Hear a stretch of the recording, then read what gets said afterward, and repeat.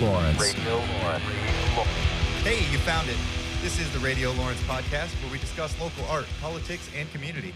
Thanks for joining us as we host conversations with the people that make up the fabric of our town. I'm your host, Shane Powers, and we are welcoming today City Commissioner Kristine Polian. Kristine, thanks for joining us. Thank you, Shane. So glad to have you here.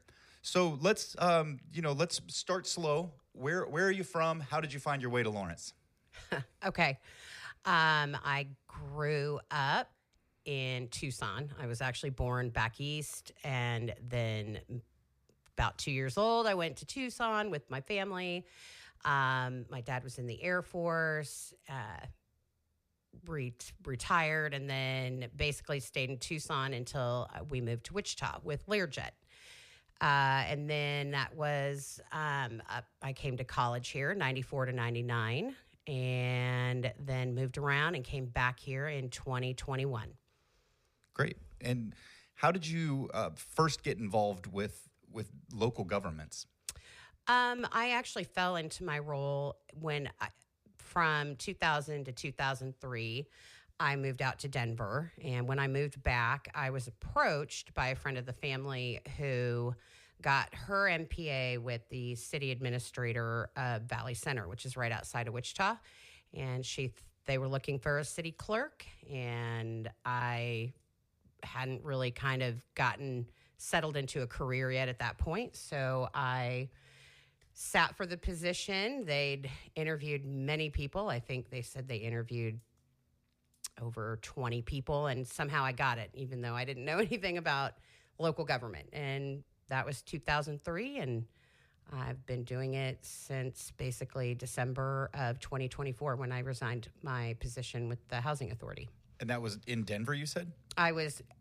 Denver it's when I moved back from Denver. I was out there and I moved back to Wichita. I'm so sorry. Okay.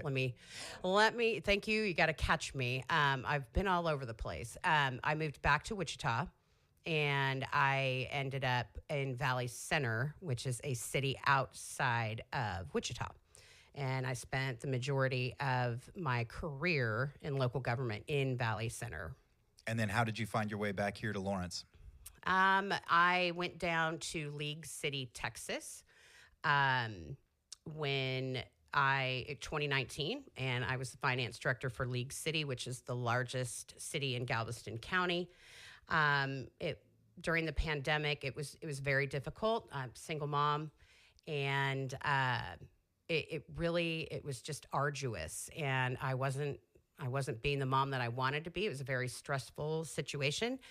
So I decided when looking at where I wanted to come back to, I could either go back to Wichita, where I would have plenty of networking in my career, or come to Lawrence, which I have revered forever. And I would potentially have Topeka and Johnson County as professional opportunities there. So I settled on Lawrence because ultimately I love the city and I want to raise my kids here. So you have this experience as city clerk and other positions in local government. What made you decide to run for an elected position versus an interviewing / hired regular city employee kind of position? Well, in December of last year, I was the CFO for the Lawrence Douglas County Housing Authority for about 2.5 years. I resigned my position. I felt like I really needed to kind of reset, take a break. And I took a little bit of time off. I've been going from kind of the frying pan into the boiling water, back to the frying pan for about 10 years.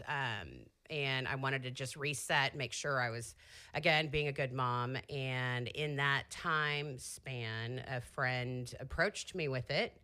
And I had noticed that, coming back in 2021, I was definitely concerned about how things were going here. And ultimately, because of those concerns, I decided, what the heck. But I've never in my life had an aspiration to be an elected official. So this would probably be one of the craziest things I've ever done.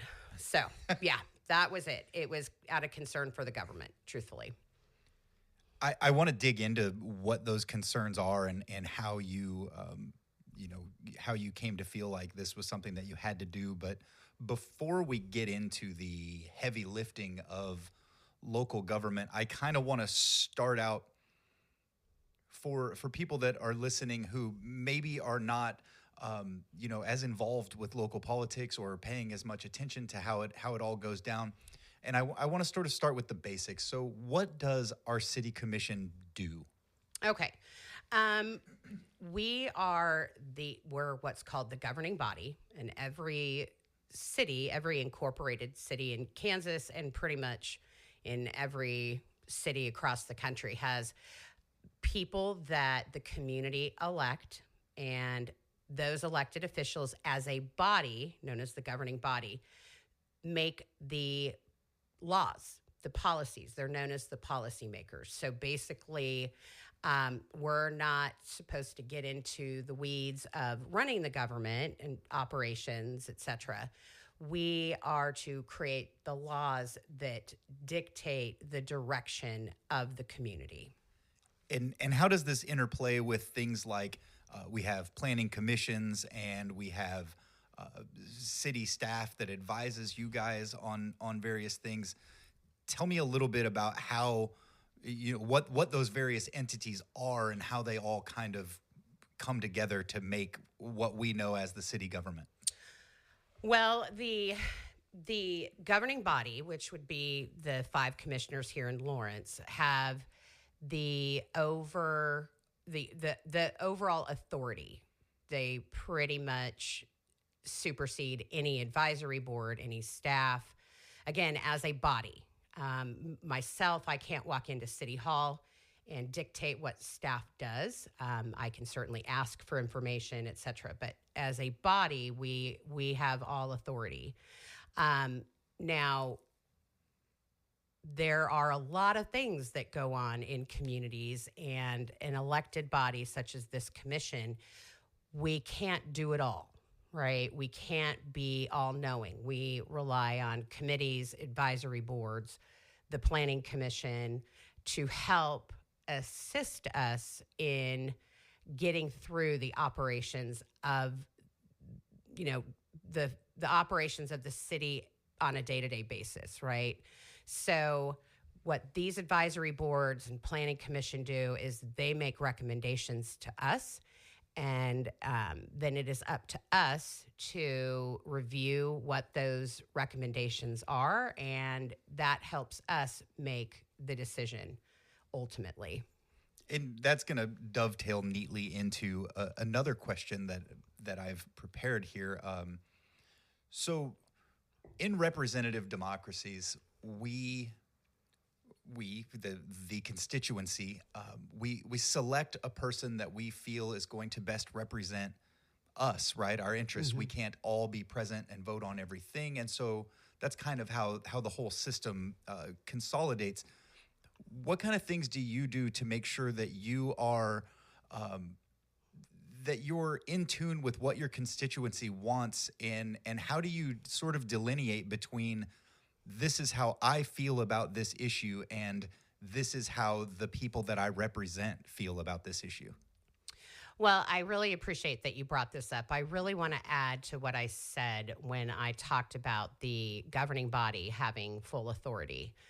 We do, on a functional basis, have full authority in terms of setting laws, creating policy, et cetera. But if you want to know the chain of command of any community, the highest power is the community, right? So, but like you said, you can't know all the things. You can't, how slow would government be if we put every major decision, even major decisions, to a vote? It would come to a standstill. It'd be very hard to make any progress. So you guys, the community, vote those people in that you believe will represent your values, your core values, and what you want to see in the direction that you want the city to go to.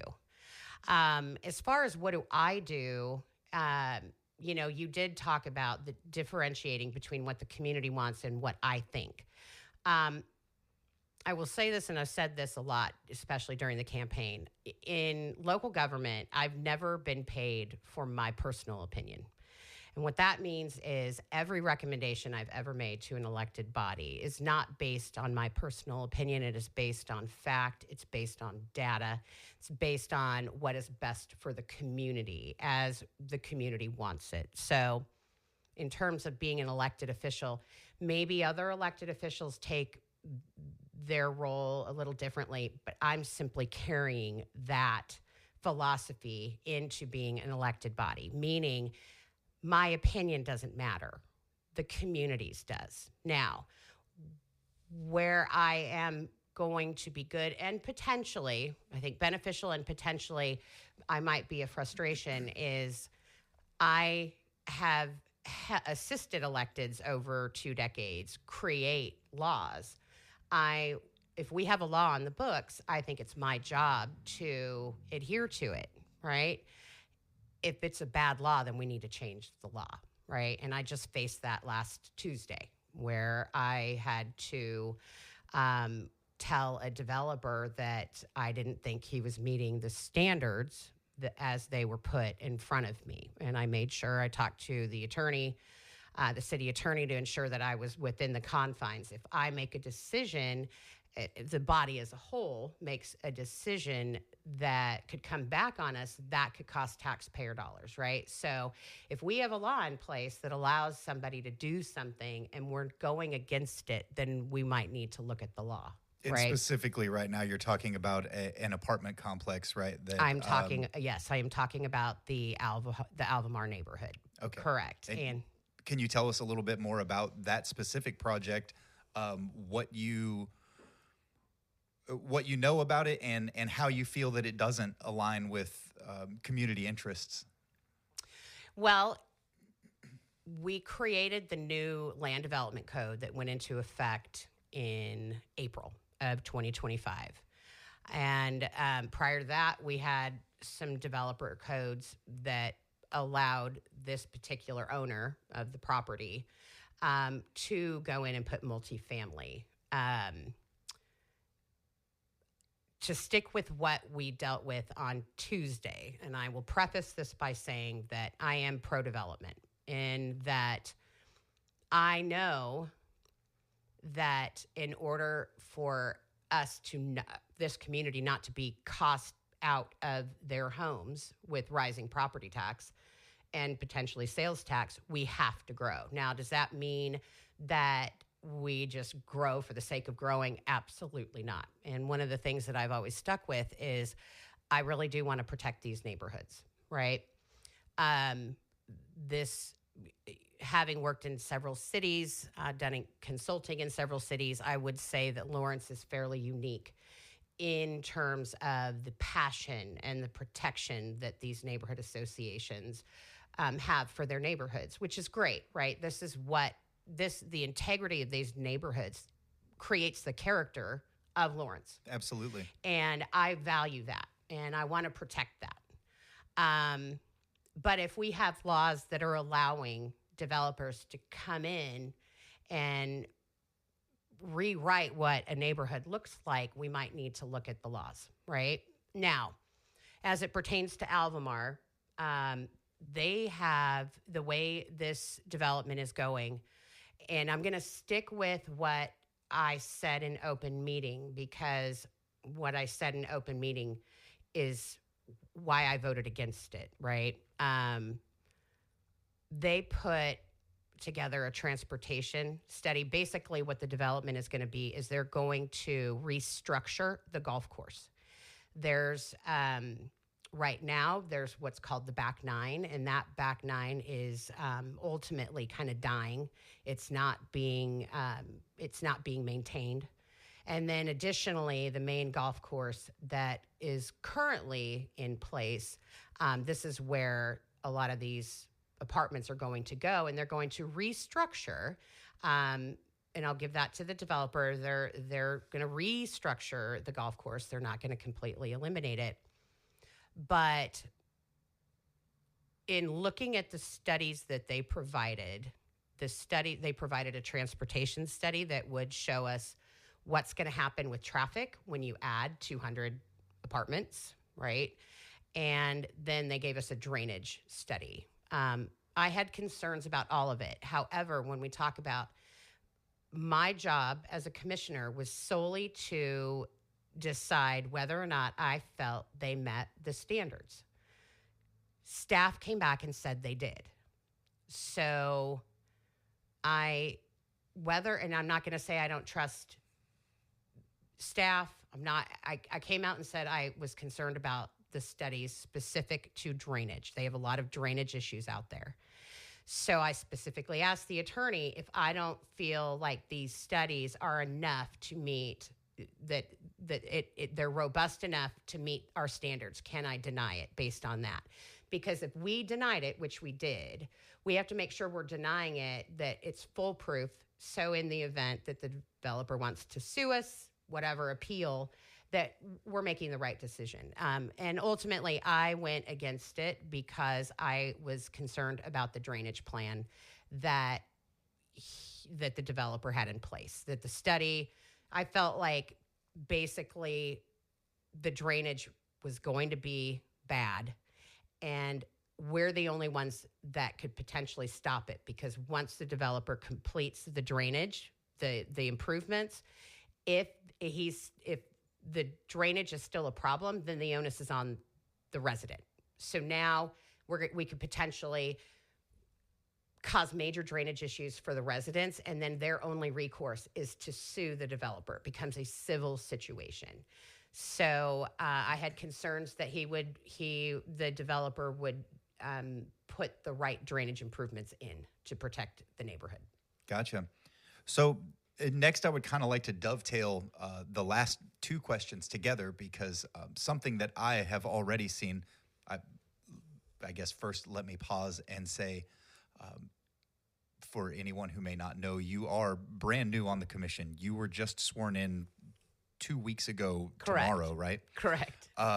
Something that I've already witnessed in your tenure is your presence in meetings that may not necessarily be important to the entire town, but meetings that are definitely important to, selfishly, I will specifically say, my neighborhood. We just recently ran into one another at the Liberty Hall discussion regarding the parking lot that they want to build over on the former Sunset Nursery. The Sunset Nursery property. Thank you. What can you tell us about that project? I just saw that it was slated to be reviewed by the Planning Commission on the 17th, and that meeting was moved. What exactly is going on there? I have so many questions that all kind of fit together in terms of how the community can have input on what essentially amounts to private property. You know, this is a sale between one individual and another one. Let's just talk about this parking lot project for a little bit. Sure. Well, I have a tough time philosophically telling people what they can do with their property if they're within the confines of the law, right? And in some cases, that will be a negative for a group of people, but in some cases, that group of people that are frustrated might appreciate that philosophy, down the line. Really, honestly, the whole reason governments exist is for property rights. If we go way back, right? Property is a big deal. When you come in and you buy into a neighborhood that has a certain climate, a certain feel, you want that in perpetuity, right? As it pertains to this project, this one's also going to be very tough. I'm going to have to dig down. I can tell you right away, I don't want a parking lot there, right? I don't either. I don't think a lot of people want a parking lot there. We unfortunately have a couple of things that I'm going to have to take into consideration. we've got a property owner, as I know it, that really wants to sell, and that was brought up in this meeting. And I don't want to talk about anybody's business that people may not know, but this property owner put it on the market and really needs to sell it because they're going to turn those monies into another project here that I think is very important, Liberty Hall. I agree. Very important to the entirety of the community. And they, according to what I've been told, they had it on the market for a while. They really didn't want to sell it to somebody that would turn it into something that wasn't a parking lot. A parking lot, exactly. For an apartment complex that's a mile away. Right. I feel like my role here as interviewer is not necessarily to present my views. I don't have any intention of convincing you that that doesn't need to be a parking lot or that it does. I think that my role here is to expose information to the community, and I just would like to say that I really appreciate you being at that meeting and hearing out my neighbors. And I'm really interested to see how this whole thing plays out, because it really is it seems to be grossly unpopular with the people in the neighborhood. And there is that that fact that it is private property and they can sell that property. My biggest concern with it is this a Trojan horse of sorts? Are we going to build this parking lot and then 5 years down the road, because the developer building the parking lot is not known for building parking lots. That's not what he does. Right. So 5 years from now, are we going to look at this and go, wow, this parking lot's really nice, but you know what I think would look great in that spot is an apartment complex. God, why don't we nix the whole, because there's no real need for the parking lot, right? It's to supplement parking for an apartment complex that already meets the city requirements for parking, and it's just sort of extra. And that really worries me, in that there is nothing preventing that from later going, well, I don't have to have this, but God, I'd love to have an apartment complex there. And it just sort of it rolls right in based on the groundwork that's already been laid right now. That's my real concern with it. Sure. One of the biggest issues, so I had a tough time with the decision I made last week, because I do believe the process that builders and developers have to go through, which people may not realize, is pretty arduous, right? To get a building permit, et cetera, can take quite a while. And that's one thing that I want to get fixed. That's not to say that I just want developers and builders to be able to come in and do whatever that is going to put money in their pocketbook. But I had a tough time with the decision I made with Albemarle. I know I made the right decision. I believe 100% I made the right decision. But prior to that decision, the very first decision I had to make was in the Oread neighborhood. And this same developer, as it pertains to these particular apartments that he is wanting to put this parking lot for, I approved that. It got an unanimous approval, but it wasn't solidifying the project per se. It was just bumping it one more step. We still have plenty of opportunity. But one of the complaints in that in the topic that we were reviewing was parking, right? People are very concerned about parking. Well, okay, so if we're concerned about parking, then do we allow this person to come in? Do we allow them to put a parking lot where really, I think all of us can agree, a parking lot really doesn't belong? So we got, on one hand, people frustrated about parking. And then the other, we've got folks who are like, yeah, but do we really need a parking lot there? And I understand both sides completely. We also have a housing shortage. it's all very tough, right? So I cannot tell you how I'm going to vote when it comes to us on this parking lot. What I can promise you is I will be taking into consideration. I've been to those meetings. I tried to make the second meeting, and I wasn't able to. I kind of got lost. My apologies. I wasn't sure where it was. I was texting you. Do you know where it is? And so anyway, but I am keeping my eye on what the community wants. I'm going to stay within the confines of the law as long as I don't think we're being a detriment to a neighborhood. So I don't know. We kind of went round and round, and I might have digressed a little bit. Did I answer your question, Shane? I am so sorry. Can I follow up on that in any way? I don't feel that I necessarily asked an express question. I'm sure that when I play this back, I will find that I may have, and maybe it was answered, maybe it wasn't. But my intention was to just sort of leave that specific issue open for discussion. So in that regard, yes, I would say that's handled and answered. Absolutely. I want to discuss one more specific issue before we move on to just sort of more nebulous topics that aren't so granular. Sure. You have been what I would call steadfast and outspoken about the fact that our rec centers should remain free to our community. And I've seen that Mike Courtney has put forth a plan. I haven't, not going to lie, I've not reviewed the plan. I know it involves private funding.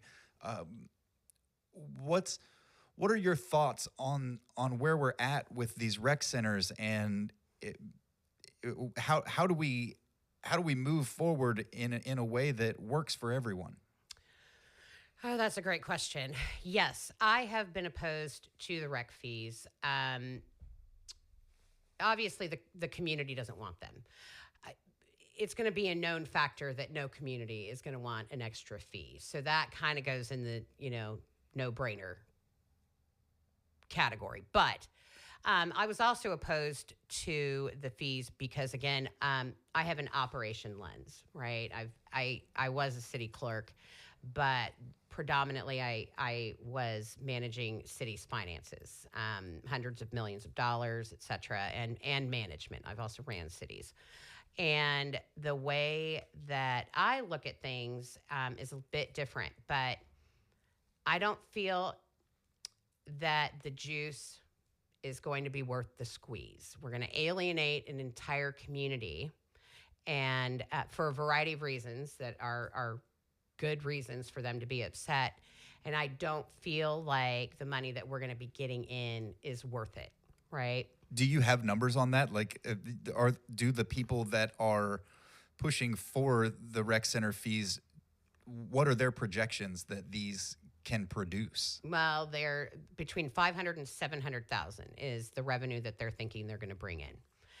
Now, unfortunately, sometimes I feel like the data that we get is, like you say, kind of nebulous. Like I think it's a swag, a serious wild ass guess. I'm sorry for my language, but I feel like I'm not. If you say, first of all, they don't have strong numbers on what attendance is, right? So because you don't know what your attendance currently is, how are you going to dictate or define what money you're going to bring in? And is it based on current attendance?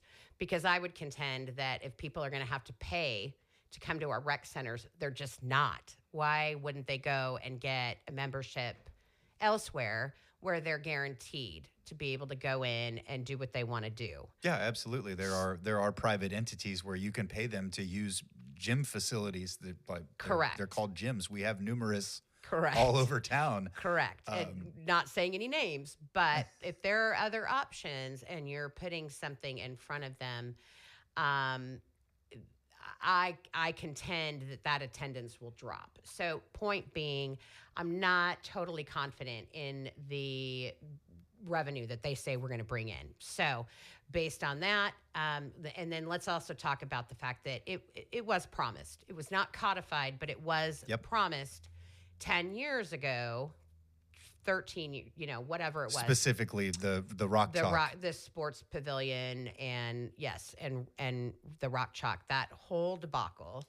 At that time, Bob Shum was making promises, and he was a commissioner. He was elected, and quite frankly, you don't get to be an elected and make promises that you may not be able to keep, right? So, do you feel that maybe that's why he was not reelected? It's possible. Yeah, it's possible. And I like Bob, right? I'm not trying to be negative. He's done a lot of good things for us. He really has. Like, there's been a lot of things that have been great under his tenure. But people have been promised. Let's not forget also that taxpayer dollars are paying for these buildings. So now, me being the operations person I probably would have done it a little differently.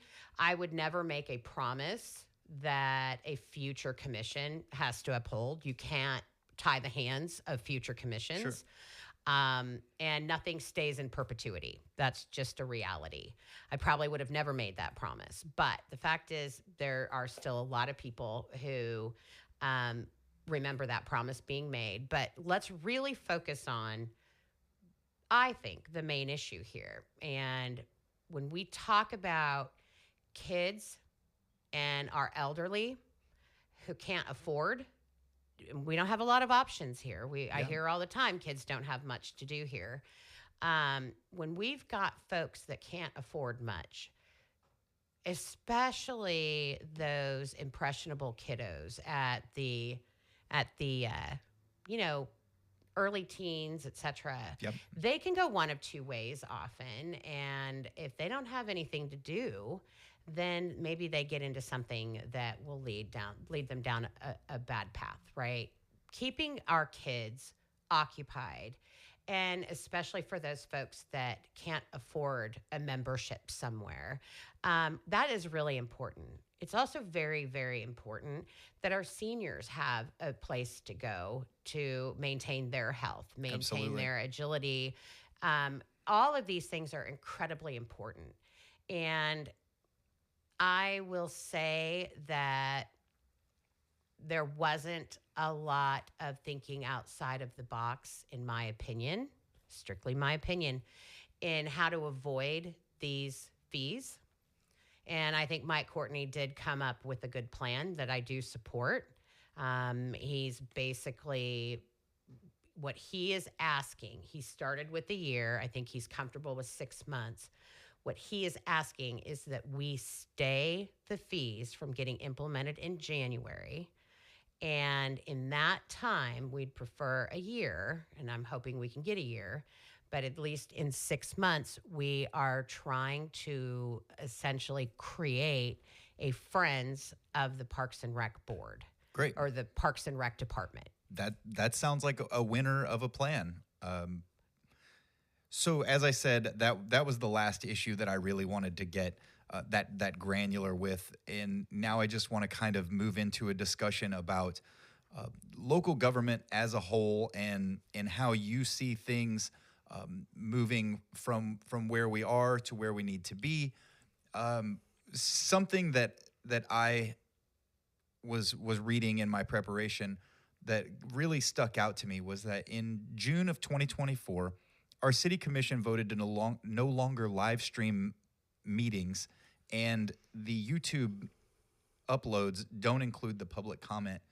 What effect do you feel that has on the transparency of our local government and generally on involvement from the constituency?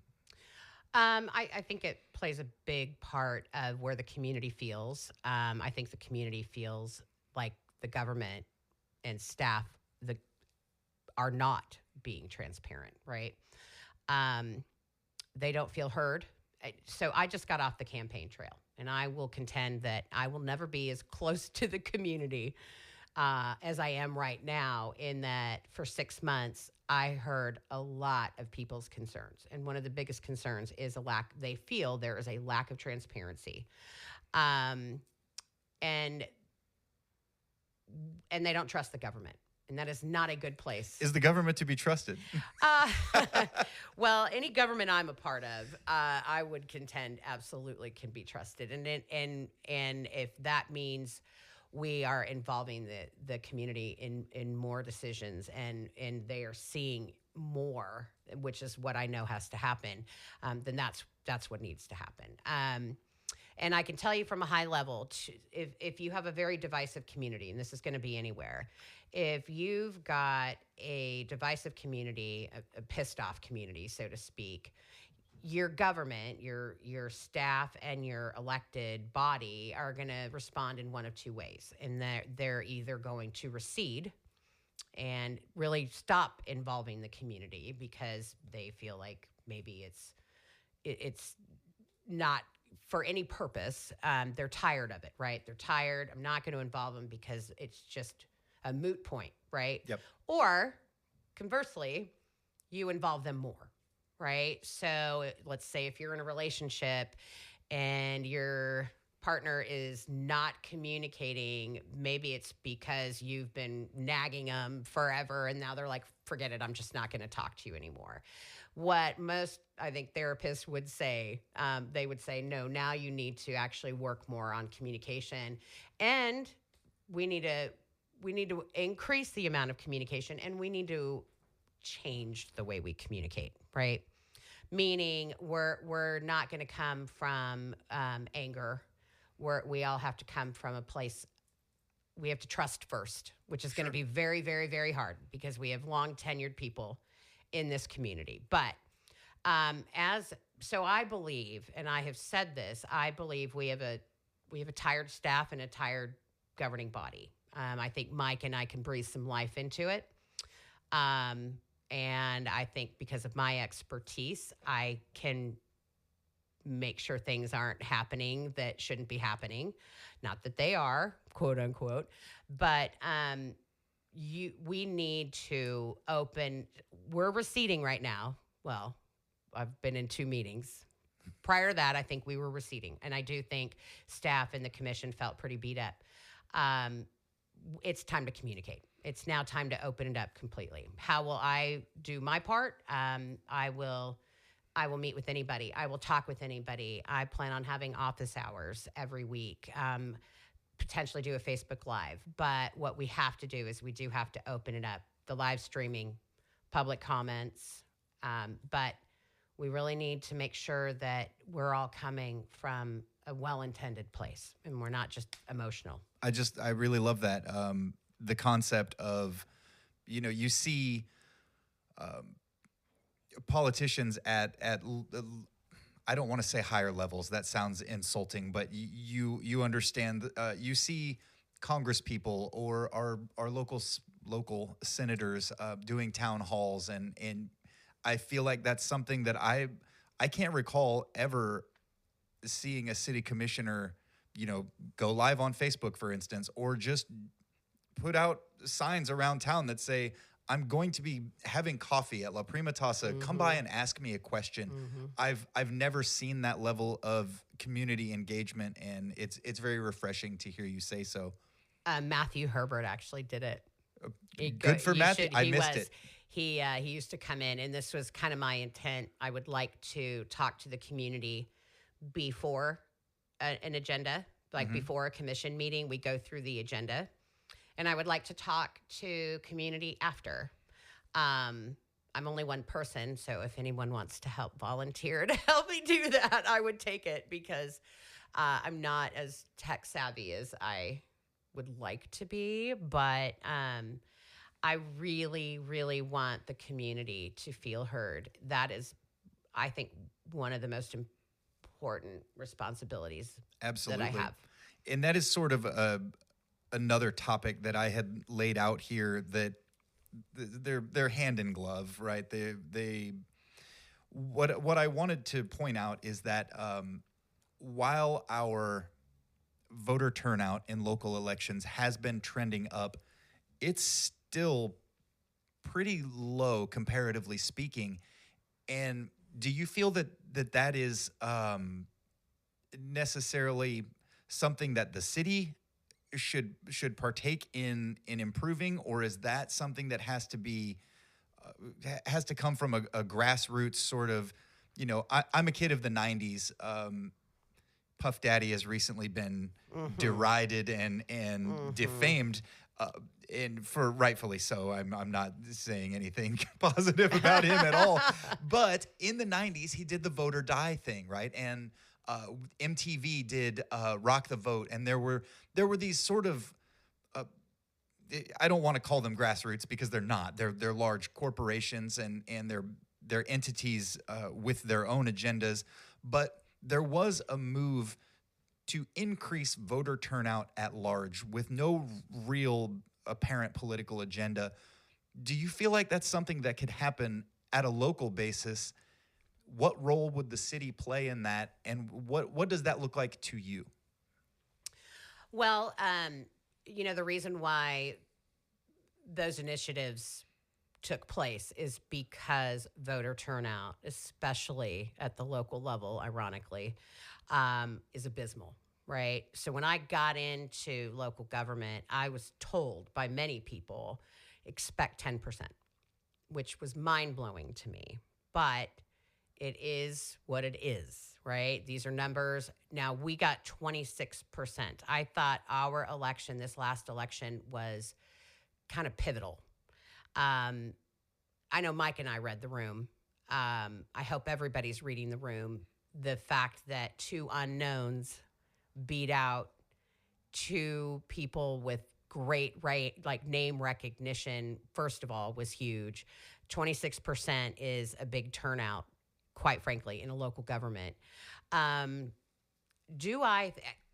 tell you, Shane, it is a grassroots effort, right? And when I say a grassroots effort, it's not something that we can change by the next election. But when I went to go vote, I got my kids out of bed at 6 o'clock in the morning, and I said, we're going to go vote.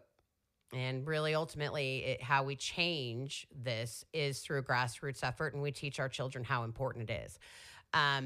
If you're in Kansas and you're voting at the federal level, if you're voting for a president, I certainly appreciate why people might be a little disenfranchised as far as the effect of their vote. I can certainly appreciate that. But what I will always tell people is your vote counts so much in your local government, and your local government touches you more on a day-to-day basis than any government. So if we can start with making sure people understand that voting makes a difference, and even if we just start at the local level and then get with our kids, I'm going to make sure my kids know how important it is and why it's important. If everybody could do that in maybe 5 to 10 years, we could see on a regular basis, not just when something matters to them, right? Mm-hmm. But on a regular basis, we will see these numbers rise. But it is just, it's just a known quantity that our folks don't vote as much as they should. And I think a lot of it too is a lot of us were born and raised with the right to vote. We didn't know that there was anything different. When you look around this world, right? When you look around the world, there are still women that can't vote. There are still people of color that can't vote. There are still people of an entire country that can't vote. And if you don't ever feel that, maybe we're taking it for granted. Maybe, I know I'm not trying to make people feel bad in any way, but no, preach. If they're not voting in their local elections, someone's got to make them feel bad. I don't. And I'm going to tell you, a local government is, we may not be seeing it at the federal level, but governments are intended to be nonpartisan. We are not intended to sway one way or the other. I would be hard-pressed to have any local government out advocating necessarily for voting. I would want every local government to make damn sure it's easy for people to vote.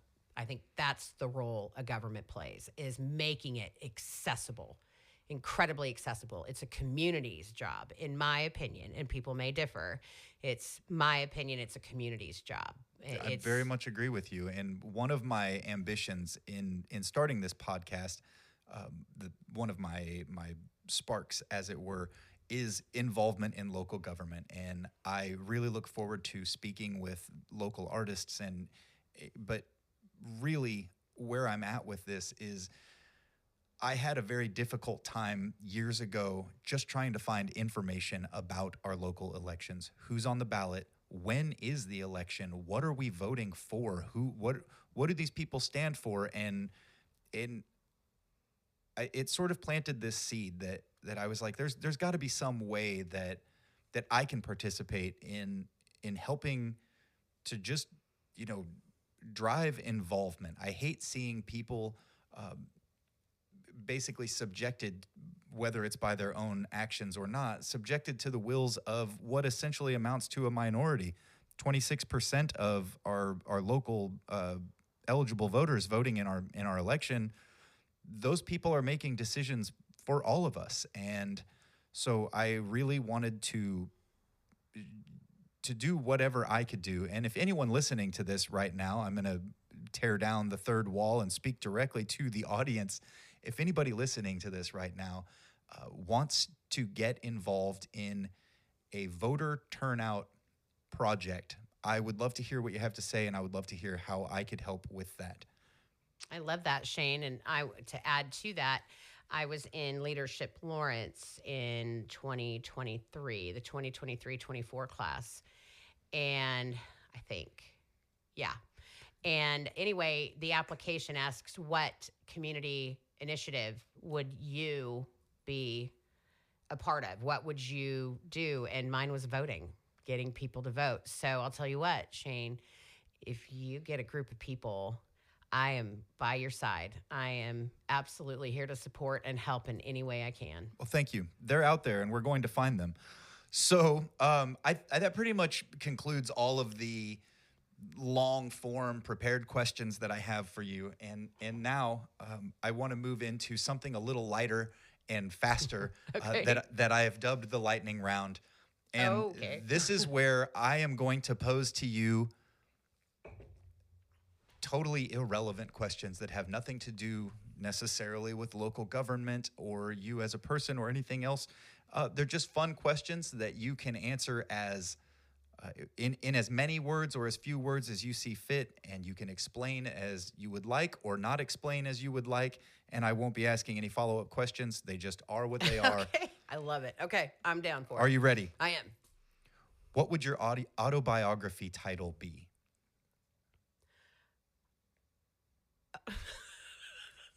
Okay. Okay, hold on.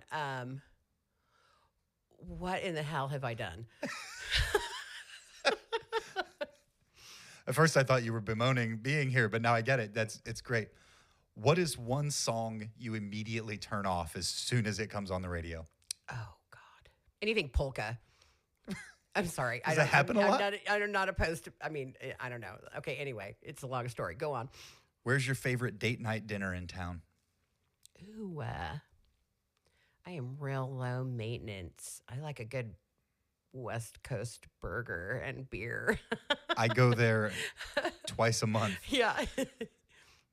What is the farthest from your home you've ever traveled?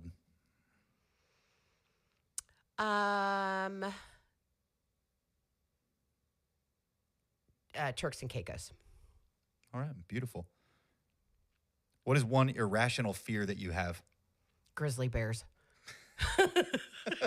For real. You answered very quickly. And I let I've seen cocaine bear. That might, I don't know. Anyway.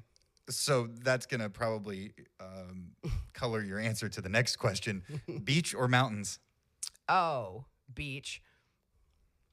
Where's your favorite place in town to order takeout? Oh, goodness.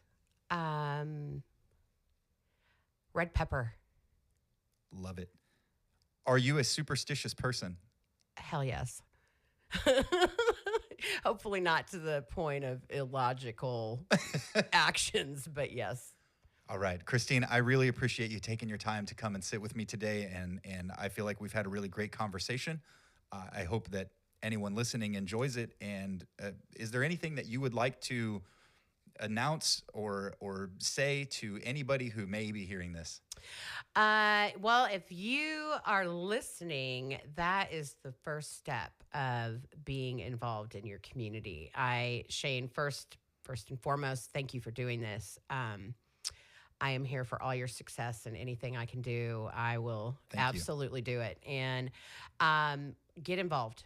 Your local government has more power over your daily life than you can ever possibly imagine. Let's get together.